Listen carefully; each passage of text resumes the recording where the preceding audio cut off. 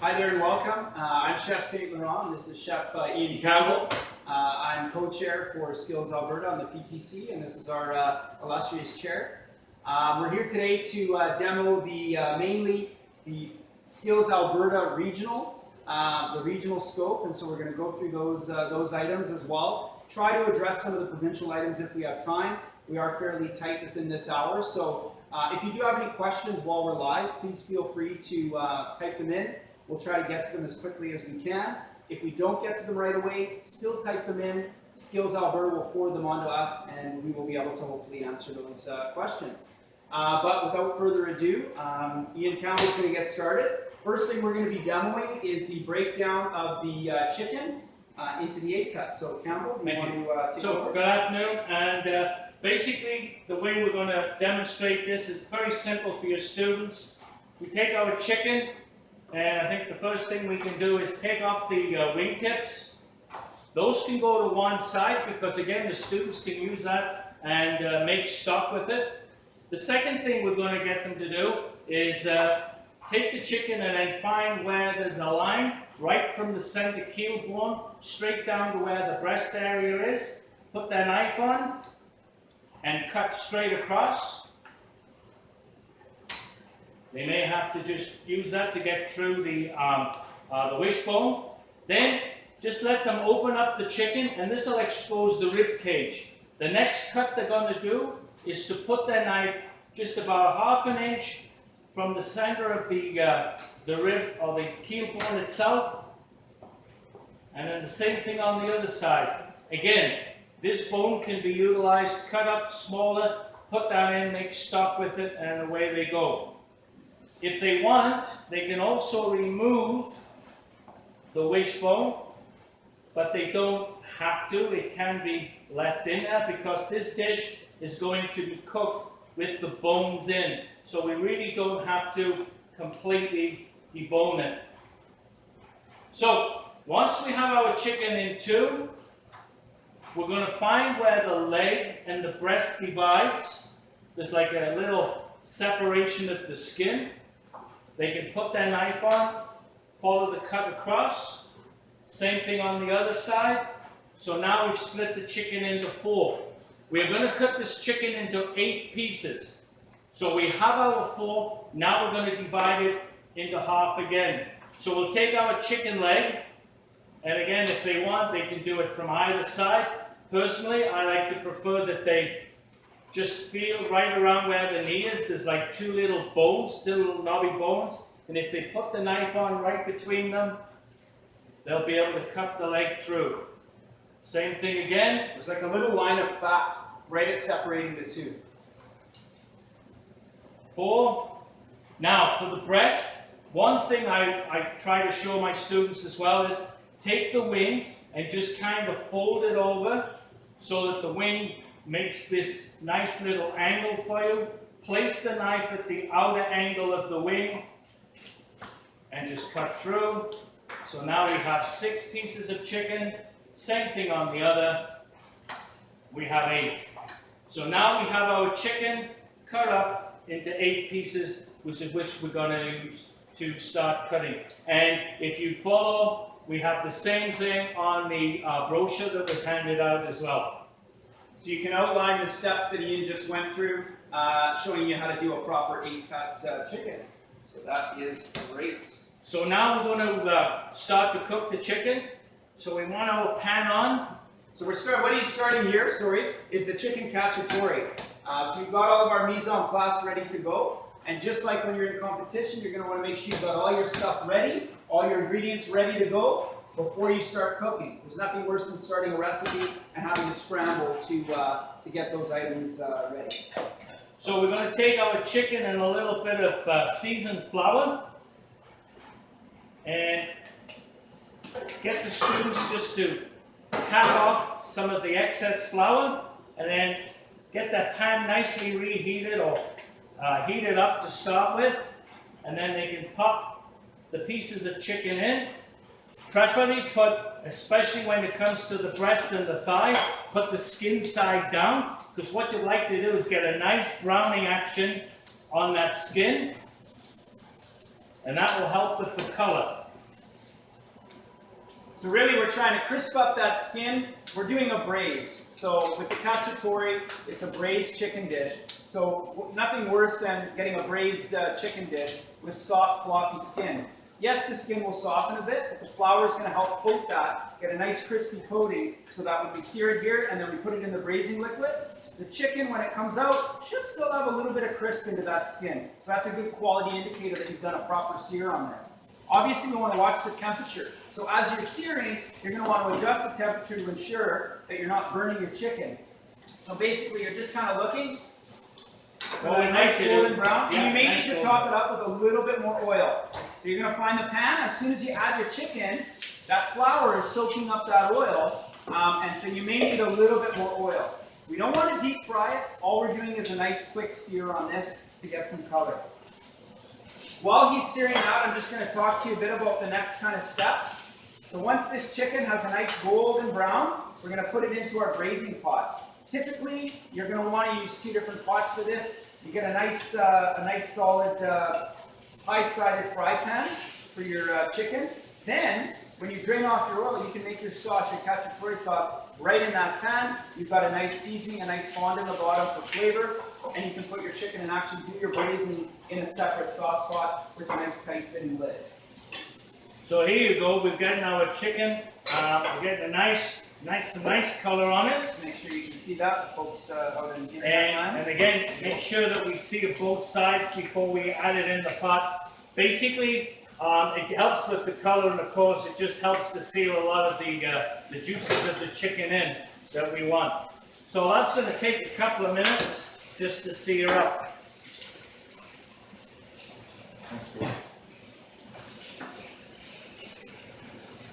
Again, at this stage, if they wanted, the students could do a little seasoning on that.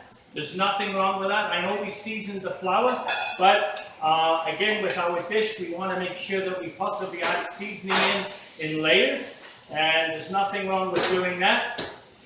Again, remember that when we do put it in the oven, you may want to pull it out after about 20 or 30 minutes. Try the dish, see where the seasoning's at, maybe add a little bit more, and then put it back in and let it fully cook out. But we don't want to add seasoning at the last moment, because 9 times out of 10, the judges can see straight away that it lacks the flavor. Yes, the seasoning there, but the seasoning hasn't really been incorporated in at all to the dish itself. Always season in layers. So here we go. We've got our chicken nicely braised up. So we're just going to round up, and we're just going to pop that into the pan. Set that aside. So now, one of the things is, if we have a little bit of excess of oil in our pan, we could drain it out. This is pretty good. In fact, I could use a little bit more.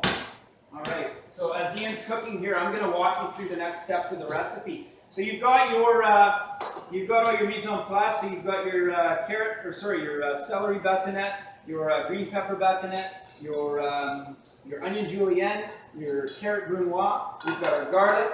We've got our tomato in juice, or our whole plum tomatoes, and then our tomato paste. So we've got all of our mise en place, everything ready, and our basil and our bay leaf as well. So we're basically going to start. Sorry, do you want to talk about the batonette? So again, batonette, if you can take a look, you can see we have our batonette of pepper and our batonette of celery. It's really important that they look mirrored, because again, the judges will be looking at the style of cut that they've done and how precise they are. So we're going to take some onions. We're going to get it going. Onion in. So you're going to add basically your onion, your green pepper, your celery, your carrot, and your garlic. And what you want to do is you want to sweat that down. So we don't want to get a ton of color on this. Just a nice sweat. Get that down. So Ian's just going to be monitoring. Just put it down a little bit. Okay, perfect. And if you find your pan is super dry, you may need just a touch more oil just to get things rolling. There you go. And a little bit of a hint. If you really want to get it to sweat, instead of having it just open like that, take a lid. If you've got a lid that will cover your frying pan, put the lid over the top, and then what will happen is, of course, as the heat comes up, it brings out the moisture from the vegetables, and it will help to sweat them, because sweating basically means to half cook without color. So we can get all that started like that. And it'll help that do. Then, once we sweated those veggies up, we're going to take our garlic, add our garlic in. One note about the garlic, we don't want to add the garlic right at the beginning. I know your recipe does say add your garlic with your celery, your peppers and all that. When you initially add your product to a pan, it's very hot. Tendency is the garlic to burn, and if that happens, we'll have a nice bitter flavor, or not nice bitter flavor, sorry. So, as you can see, Chef Campbell added his garlic a little bit into that. So again, it's knowing your cooking techniques and knowing how to adapt them. So when we're looking at skills and we're looking at competencies when we're planning our scopes, all these recipes are semi-adaptable in the sense that you're not necessarily going to follow it to a T. When you're practicing this at your schools or your house, you're going to want to modify things to work for the recipe. So just keep that in mind. I know you might see a step that might be slightly different. We'll try to touch on it, but know that we kind of vary things a little bit. Put our tomatoes in.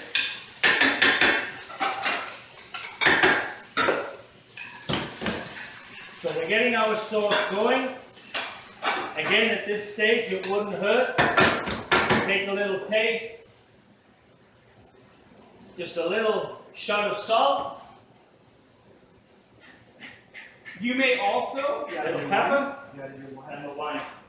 So you also may need a little extra moisture. If you do, a little bit of water isn't going to hurt. You're going to get, or stock, you're going to get quite a bit, so a little bit of chicken stock would be good. You're going to get quite a bit of moisture leaching out of your chicken as well as it cooks. So keep that in mind and don't add too much. And as we were talking about doing your flavoring in layers, obviously we use some dry herbs. Dry herbs take a little tendency to bring out the flavor. So again, about 30 minutes in, that flavor should have already come out. So again, tasting our product to see where we're at will be good.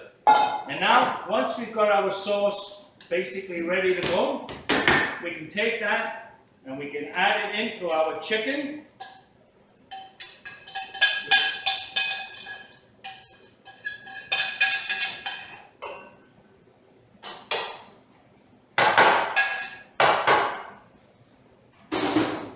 And then what we're going to do is we're going to put the lid on, and then we're going to pop that in an oven.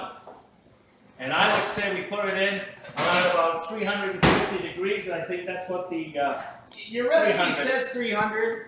I think that might be a little low. I'd say between 325 and 350 is probably going to be perfect. Now your chicken's going to take approximately 20-25 minutes to cook. So I said after about 20 minutes, go try the chicken, see where your seasoning's at. Because at this time you can adjust it. And before the chicken gets finished, and then again, you're going to take a look at the chicken. Is it done? Now, one of the things we're going to show you, because we're pressed for time, and of course, we already have one in the oven, which is going to be coming out very shortly. Take a piece of the thigh, and normally the leg meat takes a little bit longer normally to cook. So if the thigh is cooked through, 9 times out of 10, the rest of your chicken should be cooked through. Again, 25 minutes to 30 minutes should be the most time that you need to cook that chicken. But again, get your students to test it. Leaving it in a little bit longer could tend to dry out the chicken, and it's not going to be nice for the tasting part of it. So now I think we're going to move on to the mousse, and I'm going to hand this one over to Jason. Fantastic. So, I've already kind of started. Can you put the food that just got the egg whites? They're right on the side there. So what I've got here.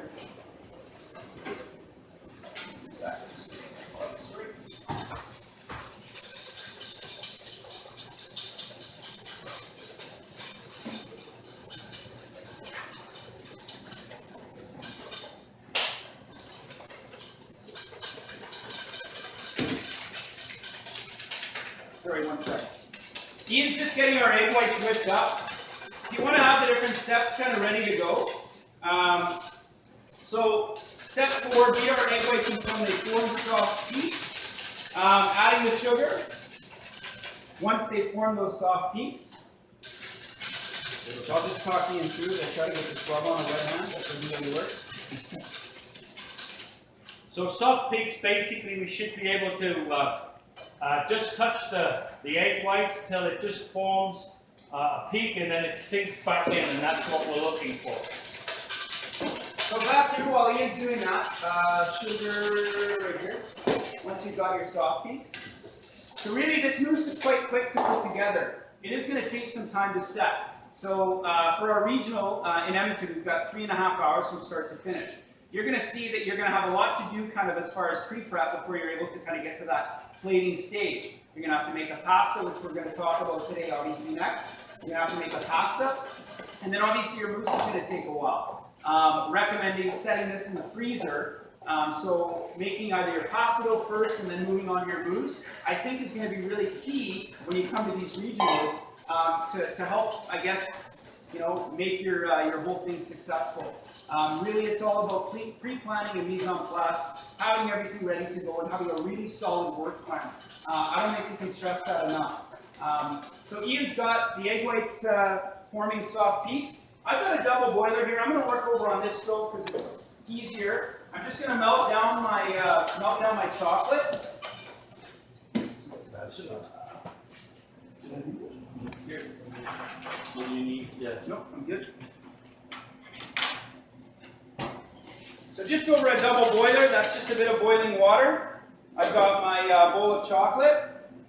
And I would stress to the students that basically, even though they're working over boiling water, don't have that water boiling crazily, because what can happen is it should be not too hot, even about between 100 and 120 degrees to melt the chocolate, because what can happen is it can separate the butter fats in the chocolate, and they may get a grainy mousse coming out of it. So even if they have it just nicely melting in about 100 to 120 degrees, it will help a lot, and in that way it'll give a better quality.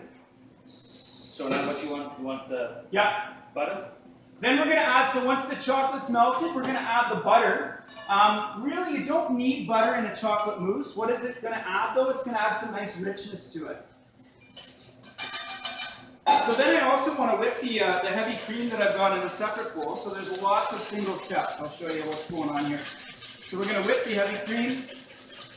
And our chocolate, as you can see, it's getting really nice. Even though the chocolate was shiny to start with, by adding the butter, it's really giving it a nice glazy appearance and texture too, which will help with the finished product as well. So once his butter is melted into his chocolate, he's going to warm up the mixture again. Then he's going to take our egg yolks and he's slowly going to add them. Now I highly recommend tempering your egg yolks, just leaving them out so that they're getting a little bit warm. Now obviously we're looking at sanitation and safety.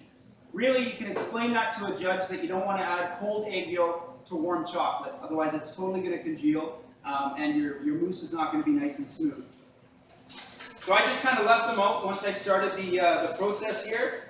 So they're not quite fridge temp, they're closer to room temp. So when Ian's heated up that mixture there, he's going to slowly add the egg yolks one by one using his spatula. So again, we're just going to mix them in, break them all in.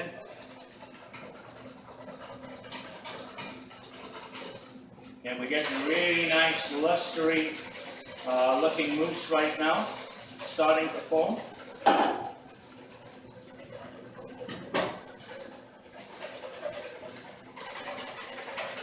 Should only take you about a minute or two to whip this cream. Obviously, if you're doing it by hand, yes. If you're doing it by a machine, it might take a little bit less. So again, that's up to your students. Do they want to do it by hand or do they want to do it by machine? But I will say, with the volume and the amount that we're whipping, you're going to have a heck of a time getting it whipped in a stand mixer or even a hand machine. It's honestly easier to just do it by hand. Okay, so that's ready to go. So we have our mousse. You want to fold the whites into the chocolate. Sure. As you can see, our chocolate is the eggs have kind of helped to thicken it up a little bit too. And you can see we've got a really nice, beautiful, lustery shine. So now we're going to take our egg whites And we're going to fold the egg whites in. It's important to fold them in.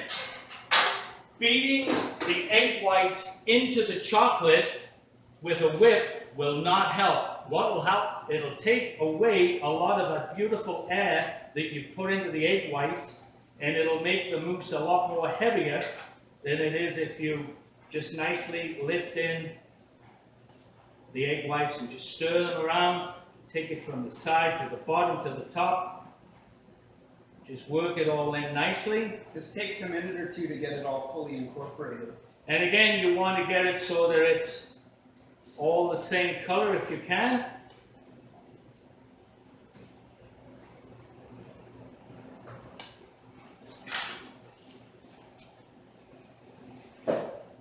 So once we get this incorporated, then we're going to add our soft peaks whipped cream. We're going to add that. You see the mixture's coming together real nice. Okay, go for it. Okay, sorry, Go ahead. this. Just look over for this. Go ahead. Sorry. So again, we'll just continue. Really, this is kind of the motion we want to do. Just fold it nice and easy. Now, I'm just going to quickly talk about a couple options you have for your students as far as molding and what to use. We've got these nice silicone molds. If you want to just kind of free-form your mousse into these molds, see that nice even texture? What you can do too, let me smooth it out with the offset spatula. What you can do is you can also make a chocolate mold. So you can use some couverture chocolate to make a little base to pour it into. So you can do either freestanding mousse or, like I said, a chocolate mold will also work.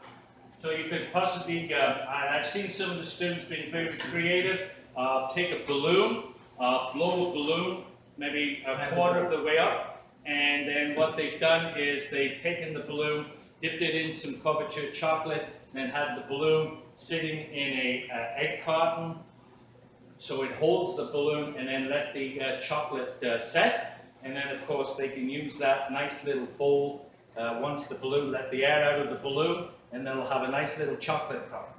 So they can put that in there as well. Or, as Jason said, let them do a freestanding, be creative with the mousse itself. So this is going to want to set in the freezer. You're not going to want to go, sorry, you can get rid of that one. You're not going to want to go in the fridge with this. It's just not going to set up firm enough, quick enough. So you're for sure going to want to use the freezer for this. So I'll just pop this in. Quickly go grab it. The other one, sorry, excuse me. And of course, in the composition itself, we will have freezer space available.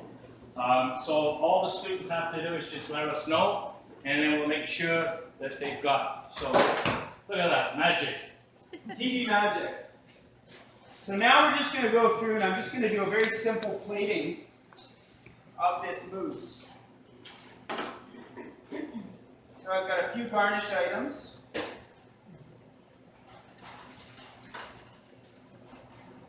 So I've just got a few fresh berries.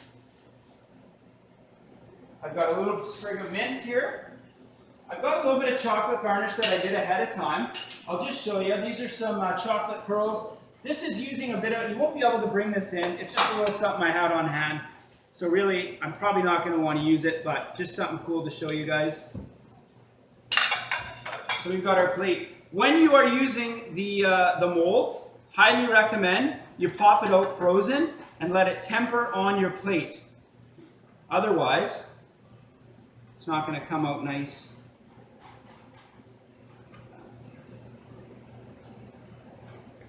Okay.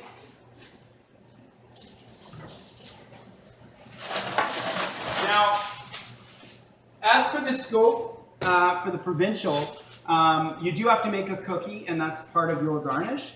For our regional, we decided not to make you do a cookie, so we're just going to do the fruit sauce. So what I made was a little bit of a raspberry strawberry coulis. Basically just took frozen raspberries, which are on the par stock, frozen strawberries, a little bit of sugar, cooked it down, blended it, strained it through a fine chinois, and you end up with beautiful berry coulis. And all I'm just going to do is a bit of a staggered kind of design. And again, you can be very creative with the way you design. You may want to make like a swirl or maybe a sash. I'm That's just up to keeping you. it nice and simple. Sorry, do I have a clean knife again? Okay, that's okay. I don't need to use the strawberry. It's fine, Ian.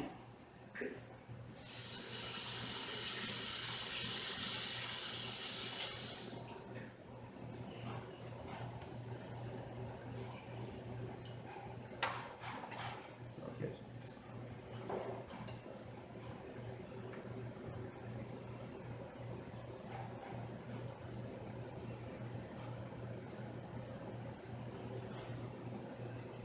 And you can play with it.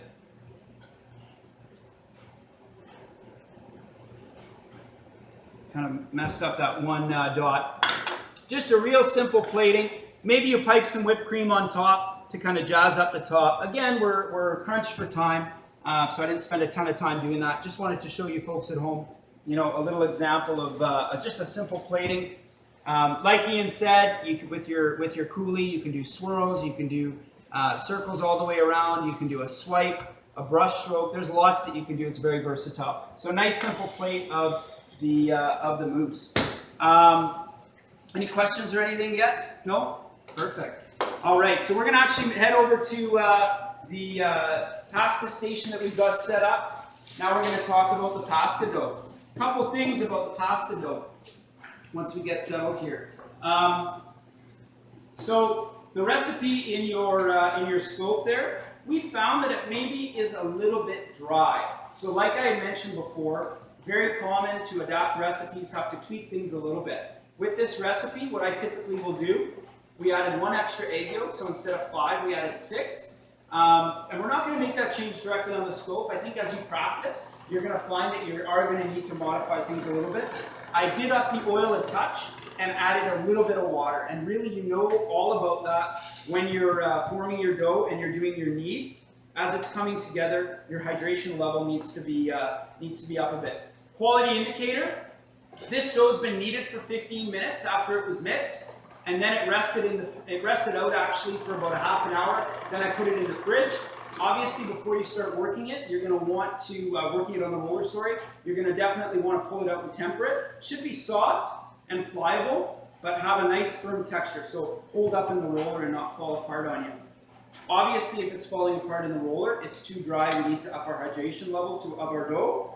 This dough is working out really nice, so Ian's going to kind of take over and show you what he's doing with this pasta roller. Okay, so we take the pasta and I just rolled it out and then I kind of folded it up. And what I'm going to do now is I'm going to push it through so I will make it a little bit more dense and together. One thing, make sure we found that this dough, even though we added the extra egg and a little bit of water, it might be soft, so don't be scared to make sure that your rollers are well floured, just to make sure that you don't end up getting the pasta sticking right on the roller itself. Now we're going to bring it down.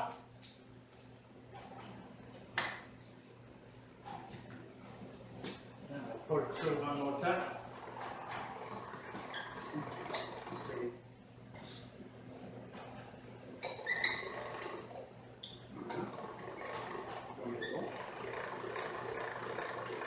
Ian's demonstrating it is a one-person job, and obviously you're going to be on your own in competition. So I was going to help him roll, but he's got it.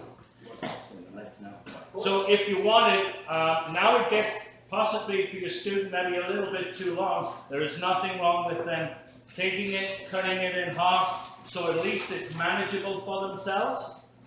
And you want to take it down to the lowest setting on your roller if you can, because again, from experience from some of you, that have done pastas before, you'll know automatically that the pasta will swell up when it goes into the water, and of course you don't want the pasta too thick going on the plate, because then it will be a little bit too unbearable, especially when it comes to the tasting. So here we go, we got it on our last setting. It is very paper thin, as you can see by my hand. You can roughly see my hand through the dough itself. You should be able to read the newspaper through it. So maybe take it to a nice length, and then what we're going to do, just going to square it off. Some of those pieces can go to one side, and then we've got the pappardelle cutter. It's just like a little wheel, but it's all fluted. And then what I would suggest, we need about a 3/4 of an inch piece. So again, get your students to take a look at that thumb. That's about 1 inch from the knuckle. So they need somewhere, 3/4 of that way, so they can just put the wheel on. What I would suggest they do is they start off at the end, and they roll that down the end, so you've got the pleated end to start with, then 3/4 of an inch in, and then just bring it down without tearing the pasta. Take it, and then what we've done is make sure that they season it or flour it so it doesn't stick together, because you're going to find that your flour, your pasta will do that if you're not careful. If you've got a pasta tree, by all means, bring that. You can make your pasta, hang it on there, dry it out a little bit. That'll work really well for you. When I make pasta at home, that's what I do.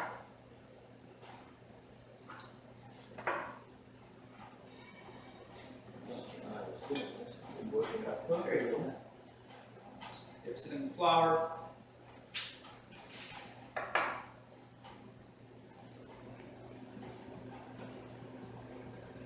And then just at the other end, to get those lines, you just want to bring it down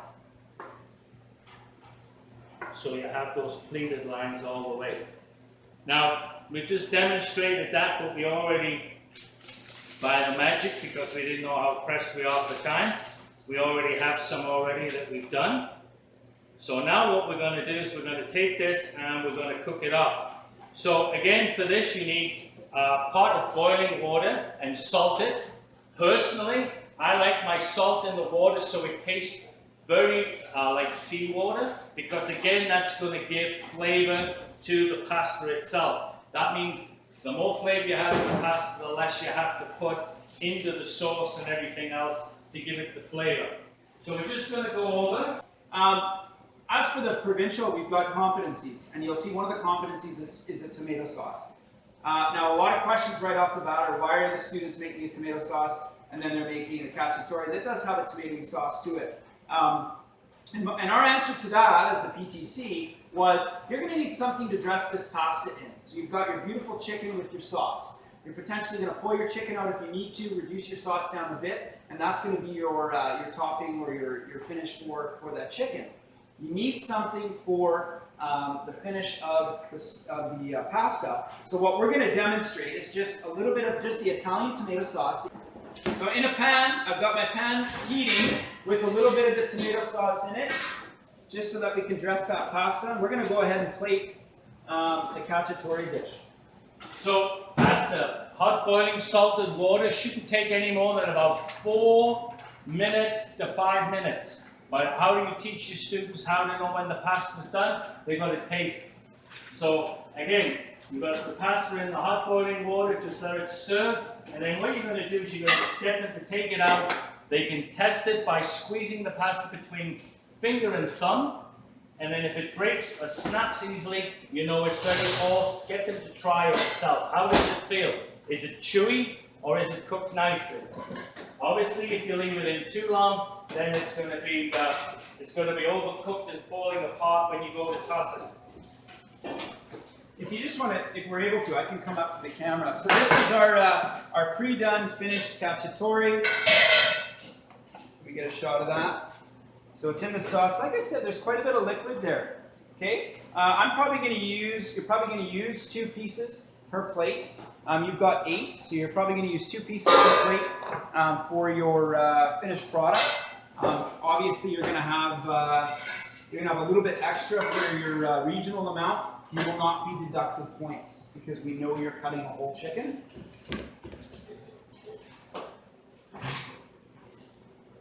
So Ian's just going to finish getting that ready. I'm going to get ready to plate when he is ready to go. Now for garnish, all I'm going to use a nice basil leaf and a little bit of fresh parm. So the regional, we shrunk the par stock obviously from the provincial to make it more manageable. You guys don't need 1,500 ingredients. Par stock for the provincial is much larger, so feel free. You want to add a little variation to your garnish. You want to add a little bit of flair to it. Absolutely, that is definitely looked highly upon. What we don't want to do is add a ton of variation to say the cacciatore, make like a curry cacciatore or something crazy like that. Try to stick to those recipes, but when it comes to garnish, that's where you can really kind of put your individual touch on your dish, because they are all chicken cacciatore with pasta, but obviously you're going to add your own flair to it. So that's great. Yeah, we can do this right into. So basically, what I also did, just to let your students know, is take a colander, and once they take out the pasta from the water, put it in the colander, because you're going to find that there is still going to be some resource water left on that, and you really don't want it to go in and water down your sauce. You want it so when the pasta goes in, the sauce is going to stick to it, and that's going to be the key.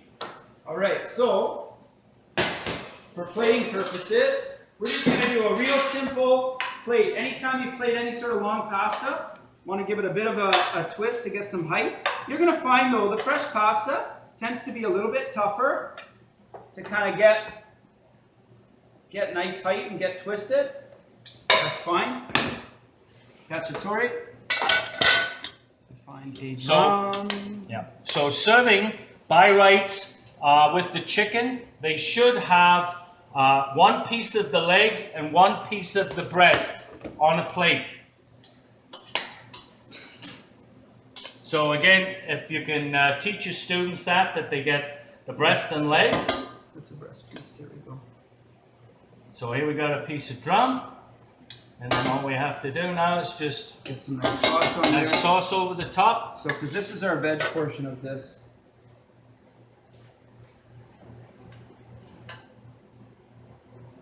Okay. And then to finish it off, we're going to take a little bit of parm. And then again, we can finish it off with a little bit of parsley. Parsley to add a little bit more color to it. Again, it's a very simple dish. But very tasty. But very tasty. Little chopped parsley, or if you wanted to put a little bit of branch parsley, no problem.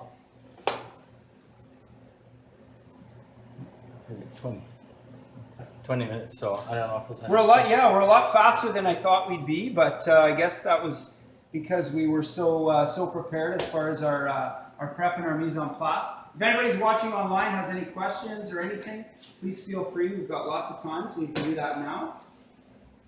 And if not, I think we're good. So that's just the awesome. Thing. It's just bringing in quite a bit. No. Are there any questions? We're good. All right. Thanks very much for checking it out and tuning in. And good luck at all your regionals. And hopefully see you at the provincials this year. We want to see you. Thanks very much. Thanks. Have a great day.